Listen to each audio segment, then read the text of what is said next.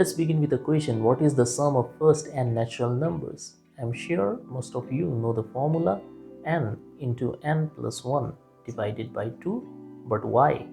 In this video, we will have a visual proof of this formula, so let's get started. Let us suppose this first square represents 1. Then there are 2 squares in the second column. They will represent 2, 1, 1, so 2.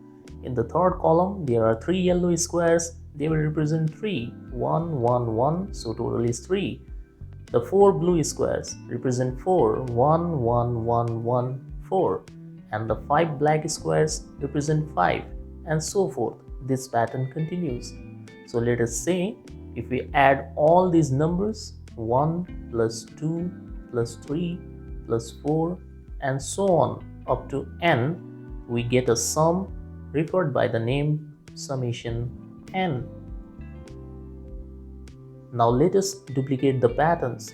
So this first pattern is nothing but summation n as we discussed earlier, and this second pattern will also be summation n. So what is the total result? Summation n plus summation n will give us 2 times summation n. Okay, now we will perform some geometrical transformations. As we know, transformations like rotations and reflections do not change the total area. So let us rotate this first figure 90 degrees to the right. This is how it looks. Again, we perform the same rotation one more time. This is how it looks. Then we arrange the 2 figures just like this so that they form a rectangle. Let us not forget that this is a combination of 2 patterns, so the total area is 2 summation n as discussed earlier. But wait a moment, if we call this side as n, then this base will be n plus 1. As you can count, 1, 2, 3, 4, 5. This pattern continues. 1, 2, 3, 4, 5, 6. Here is one more.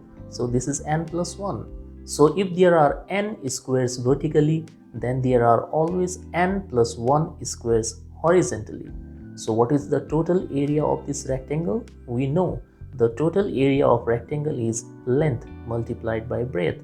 So the total area of this rectangle will be n times n plus 1. But we saw previously that the total area was 2 summation n. So 2 summation n is equal to n into n plus 1, and we get summation n is equal to n times n plus 1 divided by 2.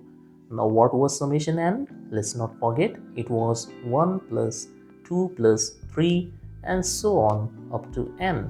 So what is the final result? The final result is n into n plus 1 divided by 2.